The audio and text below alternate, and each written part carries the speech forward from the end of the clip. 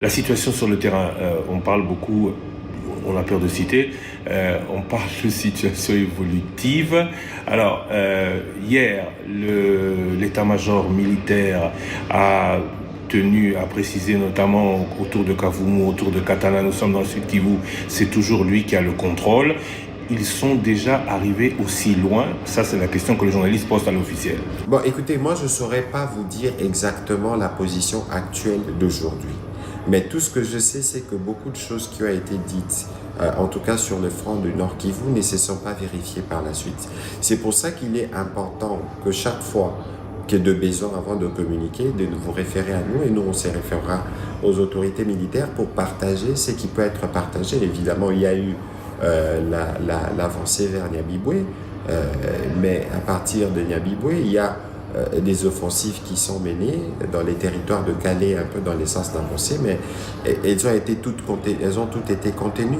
Et donc, il y a eu comme cette vague de rumeurs qui s'est emparée de la province du Sud Kivu, où certains disaient qu'ils étaient à 10-15 km, mais dans les faits, ils étaient à plus de 100 km. Et donc, mais tout ça, je l'ai dit, il est 12 heures, peut-être que ça peut évoluer, mais l'idée ici, et c'est ce que nous devons retenir, c'est que nous devons être prêts à défendre nos patries, nous devons nous lever, nous devons être résistants. C'est pour ça que je loue et je salue la bravoure de nos compatriotes qui sont dans le Nord Kivu, à Goma en ce moment, qui disent non, malgré les intimidations, malgré l'apparence que les nouveaux occupants veulent montrer, mais l'heure, en tout cas dans les Nord Kivu, n'est pas du tout à la joie, l'heure est plutôt à la résistance. Et c'est l'attitude que nous devons avoir en face justement de tout ce qui nous vient de l'ennemi, parce qu'au bout du compte, les Congolais diluera et les Congolais gagneront. Justement, parler Goma, je ne veux pas me faire l'écho des propos de l'ennemi, vraiment loin de moi cette idée, mais on dit là-bas que ce qui s'est passé à Goma n'est que le fruit d'une résistance congolaise. Il eût été plus simple de baisser les armes, ce carnage n'aurait pas eu lieu. Écoutez, l'auteur du carnage est connu. Ce qui s'est passé à Goma est juste invraisemblable. Et c'est normal. Et ce qu'on a obtenu du Haut Conseil des droits de l'homme, j'avais envie de dire que c'est le minimum. Comment expliquez-vous qu'une armée étrangère pénètre sur les territoires de son voisin par la frontière et vienne faire une guerre en pleine journée, en commençant par bombarder des camps des déplacés, où vous aviez déjà à peu près 1 million de personnes qui ne vivent pas là, vous les déversez dans une ville où il n'y a pas d'eau, pas d'électricité, où ça tire de partout, c'est l'horreur. Aujourd'hui, les facteurs déclencheurs, le premier responsable du carnage, c'est l'armée rwandaise. C'est évident. Je ne voudrais même pas ici parler de leurs supplétifs, parce que ceux qui sont apparus en première ligne, c'est des militaires rwandais avec des écussons. Ça veut dire que nous étions en face d'une opération programmée et même accompagnée, parce qu'il y avait des journalistes qui n'avaient ni visa ni accréditation, qui sont venus en même temps. C'est pour vous donner une illustration de comment le président rwandais pense qu'il a un plan Xeying pour faire ce qu'il veut. C'est pour ça qu'il est important que le monde aujourd'hui puisse les sanctionner et tirer les conséquences de manière la plus sévère. C'est la seule manière de préserver cette région d'un conflit régional plus intense. Faire taire les rumeurs, c'est aussi le but de cette émission. On parle de Codeco, on parle de Mai Mai dans l'Ituri, qui pourrait se rallier à l'un ou l'autre camp. Il y a un rapport des Nations Unies qui cite même les noms d'anciens pensionnaires de la Cour pénale internationale qui se seraient ralliés. Mais tout ça, nous savons qu'il y a un plan général qui vise à déstabiliser, à briser les efforts que nous avons commencés sous la direction du président Tshisekedi. Et c'est pour ça que le président a lancé un appel à la mobilisation, à la résistance, parce qu'il faut donner une chance à la République démocratique du Congo pour que nous puissions progresser et régler les problèmes de nos populations. Un plan général, vous parlez de l'Est ou comme certains citent déjà Mbandaka, de l'autre côté du fleuve Congo à Brazzaville? De toute façon, il faut éviter d'aller dans la spéculation, mais ici, nous devons simplement nous assurer d'être vigilants et d'être debout, parce que fort malheureusement, l'ennemi peut faire jouer son jeu partout.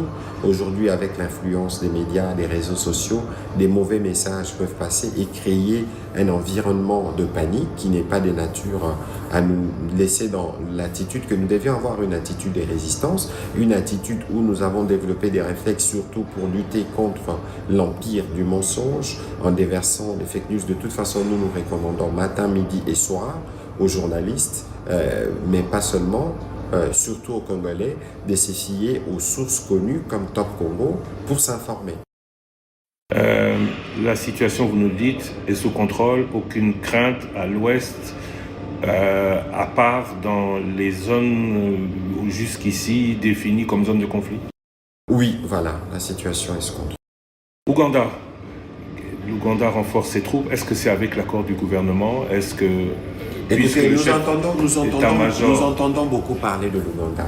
D'abord, sur l'Ouganda, il faut savoir que chaque fois qu'il y a des soupçons, chaque fois aux affaires étrangères, des mesures sont prises tout au moins pour convoquer l'ambassadeur et voir comment on les met au clair. Avec les Ougandais, nous avons un plan qui s'appelle l'opération Shuja, et nous combattons ensemble les EDF. Les mesures qui ont été prises récemment par les Ougandais l'ont été dans le cadre justement de ce que nous faisons ensemble. Et donc, aujourd'hui, le renforcement de leur position ne pourrait pas, le moment venu, être un soutien aux forces rwandaises. Ils seront avec nous, quel qu'il soit. En tout cas, ils sont dans une région où la menace s'appelle ADF, et ils sont dans une région où, d'après les informations qui nous ont été fournies par les officiers qui sont sur place, où le périmètre est bien connu. Sami RDC, beaucoup de retour d'Afrique du Sud. J'ai constaté qu'en Afrique du Sud, il y a un grand débat sur l'implication de ce pays dans les combats à l'est de la République démocratique du Congo, mais il y a aussi une grande solidarité autour d'un chef d'État qui a été à qui le président Paul Kagame a manqué de respect. Est-ce qu'aujourd'hui, de ce que vous savez, dans cette force de la SADC, l'Afrique du Sud restera ou, comme on l'entend, certains pays pourraient se désengager? Écoutez, voyons voir ce que va donner la réunion de ce matin ou de cet après-midi à Dar es Salaam qui va décider de la suite de tout ceci. Mais ici, il faut rendre hommage d'abord aux militaires sud-africains qui ont payé de leur vie et dire merci au président Ramaphosa pour son amitié, son soutien à côté de la République démocratique du Congo. Nous connaissons les méthodes rwandaises en termes de manipulation d'opinion publique, en termes de déversement de mensonges, et c'est pour ça que le président Kagame doit absolument être aujourd'hui arrêté par des sanctions et des mesures coercitives fortes, parce que il est comme dans une situation de panique et de nervosité qui peut entraîner une guerre plus intense au niveau régional. Et je ne pense pas que nos populations méritent de plonger dans un tel conflit. Nos populations méritent de vivre en paix, d'échanger, de faire décoller économiquement nos régions. Et donc ici, s'il y a bien quelqu'un sur qui il faut agir et très rapidement, ce serait bien ce sur Paul Kagame. Multiplication des sommets, on va en parler. De plus en plus, il y en a. Multiplication des initiatives diplomatiques aussi, on va en parler. Mais avant, parlons de ces populations qui hier, de ces populations qui hier étaient dans des zones qui n'étaient pas des zones de guerre, qui aujourd'hui sont disputées. Qu'est-ce que le gouvernement, à partir de Kinshasa ou à partir de Butembo, de Beni, là où le gouverneur militaire pour le Nord Kivu s'est installé, ou d'autres provinces, qu'est-ce que le gouvernement peut faire pour elles? Quel est le message du gouvernement? Écoutez, le premier message, c'est un message de solidarité, de support. C'est pour ça que très rapidement, le président a désigné un nouveau gouverneur militaire pour suivre de près ces situations. Mais nous sommes dans une urgence à Kinshasa parce que nous avons plus de 3000 blessés qu'on ne peut pas laisser entre les mains des occupants. Nous avons rassemblé déjà autour d'une campagne avec le ministre de la Santé de poches de sang qui doivent être immédiatement envoyés là-bas. Aujourd'hui, parmi nos exigences premières, c'est l'ouverture de l'aéroport de Goma, parce qu'il y a des blessés graves qu'il faut évacuer, il y a des l'aide humanitaire qu'on doit ramener, parce que dans la barbarie rwandaise, ils ont détruit la tour de contrôle, ils ont endommagé la piste d'atterrissage, mais tout ça requiert un minimum de 4 semaines à 1 mois pour réparer l'aéroport, mais pour autant que nous commençons aujourd'hui parce que c'est urgent. Et donc nous, nos populations, on ne peut jamais les abandonner entre les mains des agresseurs, de ceux qui impunément ont choisi de les occuper, y compris en les tuant, en les intimidant. Aujourd'hui, nous devons avoir de craintes quotidiennes pour les populations dans la ville de Goma parce qu'ils feront l'objet des chantages de tout genre, de menaces de tout type, parce que c'est la terreur qu'on veut à tout prix s'aimer et planter dans la population congolaise. Mais bien au-delà de la terreur, le message à leur dire et redire aujourd'hui, c'est que nous sommes ensemble, tout Kopamoja, et que de toute évidence, l'occupant ne restera pas chez nous. Les 3000 blessés ou les blessés de Goma seront pris en charge par le gouvernement.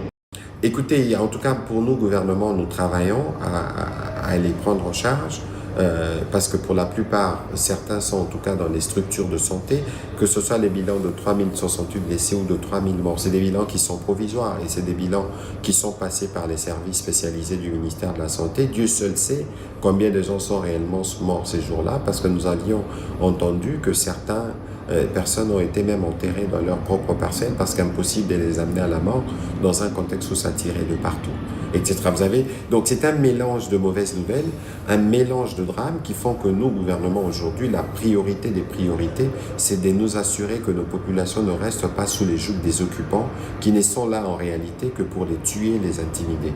Et donc, nous travaillons étroitement au niveau, non seulement au niveau du ministère de la Santé, mais y compris avec la MONUSCO et toutes les structures CICR qui travaillent sur le terrain pour voir dans quelle mesure on peut apporter les premières réponses ou les réponses les plus urgentes qu'elles attendent.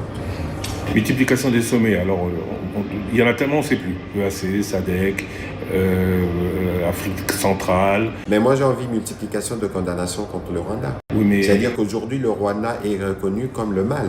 Et ce qui est bien, c'est qu'on n'est plus dans des postures diplomatiques.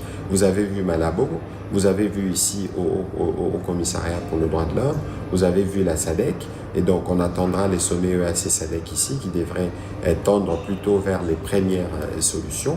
Mais il faut considérer que chaque fois que cela est besoin, lorsqu'il y a eu un comportement aussi inutilement belliqueux que le comportement du Rwanda, que les organisations régionales, internationales réagissent pour éviter alors justement un conflit de plus grande ampleur. La diplomatie a encore son rôle dans ce genre de situation? Mais bien sûr que les efforts que nous les faisons dans le cadre diplomatique. De toute façon, pour nous, nous sommes sur 5. J'ai rajouté même un 6 fronts spirituels. Nous sommes sur le front diplomatique, le front militaire, le front médiatique, le front économique, le front judiciaire. Et ce n'est sur aucun front, on ne lâchera sur aucun front parce que c'est la combinaison de tous ces fronts qui nous permettra de faire avancer notre cause. Très rapidement, parlons du front politique, local, national. Le président annonce des décisions. Quelles sont les premières retombées de cette annonce présidentielle? Le Parlement en congrès, la médiation des religieux ou le contrôle de la presse? Mais une annonce qui a été faite quand? La semaine dernière. À quelle occasion? À l'occasion de... On ne peut pas parler des combats de Goma. Bon, écoutez, le président de la République est dans son rôle. Dans son rôle où je sais qu'il a reçu les prêtres à leur demande, qu'ils lui ont fait des propositions, je sais qu'il les a reçus, mais je n'ai pas connaissance encore des détails de la suite qu'il leur a donnée. Le président de la République a toujours été disposé pour la paix, en tout cas depuis les premières heures de sa prise de fonction, il a toujours démontré que l'Assemblée se réunisse en congrès évidemment parce qu'il y avait un besoin de consulter l'Assemblée sur le voie des sorties pour des voies au plan politique et diplomatique. C'était limité C'est le rôle de l'Assemblée ou le rôle de l'Assemblée, on aurait pu penser qu'elle aurait pu simplement déclarer, sur demande du gouvernement, de déclarer la guerre officiellement au Rwanda? Écoutez, nous sommes dans un contexte de vacances parlementaires et que les parlementaires ont une responsabilité, un rôle à jouer et qu'il est du devoir du garant de bon fonctionnement des institutions d'estimer avoir besoin de l'avis de l'Assemblée nationale et du Sénat.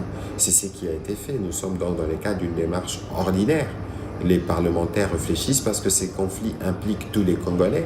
Comme ça, on va aussi regarder les propositions qui viennent de ceux qui sont directement ou indirectement élus par le peuple. médiation des religions, on en a parlé, le Parlement du Congrès, on en a parlé, le président a appelé à la mobilisation, peut-être qu'il faudrait plutôt se retourner vers un spécialiste militaire pour avoir plus de détails.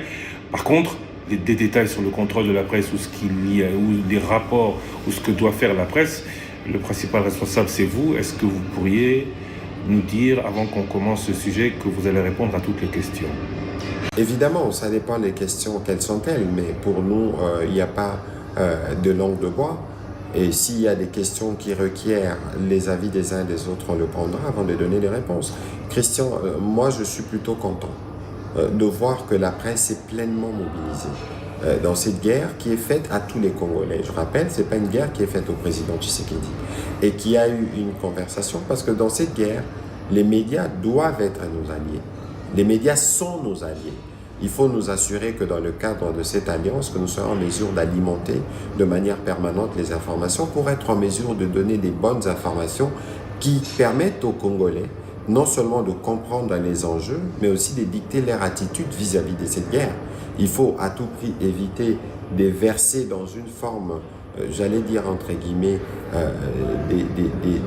des défaitismes ou de propagation de mauvaises nouvelles qui peuvent entacher la résistance qui est bien debout au niveau du Congolais, parce que c'est cela contribuerait à propager la stratégie des Là, vous parlez vous parlez de la mauvaise presse. Parlons de la presse qui donne... Je donne la mauvaise presse. Pour nous, c'est par exemple Al Jazeera. C'est la mauvaise presse dans le cadre de cette guerre. Mais pour ce qui est pour le reste, pour les médias nationaux, je suis en train justement de rappeler ce que j'ai dit tout à l'heure. Nous sommes plutôt contents de voir comment ils s'impliquent, de voir comment ils ont fait de cette guerre la leur, parce qu'avant d'être journalistes, c'est des Congolais. Et je pense que ça, c'est un pas important qui va nous permettre de mieux gérer notre opinion, de permettre à l'opinion de comprendre autant que nous les enjeux, qui va permettre à l'opinion de se mobiliser et qui va permettre à l'opinion d'avoir des attitudes qui freinent toutes les infiltrations ou les guerres informationnelles qui peuvent nous être faites par l'ennemi et qui sont d'ailleurs faites. Mais pourquoi la menacer alors cette presse, cette bonne presse? Je ne suis pas sûr. De rupture de signal, de sanctions, si jamais elle venait à faire ce qu'elle ne fait déjà pas. Je ne suis pas sûr de pouvoir, moi, la menacer. La question, c'est pas de la menacer, la question, c'est de lui rappeler son rôle et de la responsabiliser. Pour ce qui nous concerne, nous travaillons étroitement avec les CESAC. Nous travaillons étroitement avec les CESAC qui, dans le cadre de ses compétences en termes de gestion de contenu, intervient. Et nous intervenons dans le cadre du contenant et dans la nécessité de préserver un pont de change et des discussions avec les médias. C'est ce que nous faisons. Vous avez parlé d'un front médiatique où la RDC est face au trône rwandais. Vous voulez même donner un nom, le poison rwandais. Aujourd'hui, dans ce front médiatique où la bonne presse, où les bonnes nouvelles, où les vraies nouvelles du Congo vont dans le monde via TikTok et via ex-Twitter, aujourd'hui, cette bonne presse congolaise est muette parce que TikTok et X notamment sont coupés. Il faut faire la nuance. Je pense que vous, la presse congolaise, telle qu'on opère de manière régulière, c'est pas d'abord sur TikTok, pas d'abord sur TikTok ou sur X. Quoi qu'il en soit, j'en comprends la nécessité, les besoins. Mais nous sommes dans un contexte général où il y a des vigilances au plan sécuritaire. Et si dans les cas de cette vigilance au plan sécuritaire, ceux qui sont en charge de ces questions ont estimé qu'il était important dans ce contexte de restreindre l'accès à ces réseaux sociaux, ils ont des bonnes raisons. Pour ce qui nous concerne, je veux continuer à discuter pour voir dans quelle mesure, très rapidement, on lève ces mesures de restriction. Les mesures de restriction comme celle-là, c'est des mesures de restriction qui nous privent nous-mêmes aussi des canaux d'information. Mais s'il y a des impératifs sécuritaires dont on ne connaît pas les détails et qui imposent que les choses s'effacent de cette façon-là, il faut souffrir, il faut supporter, mais c'est cela aussi les contextes difficiles dans lesquels nous sommes, parce que nous sommes dans un contexte de crise, dans un contexte de guerre qui requiert un certain resserrement dans certains domaines pour un temps précis.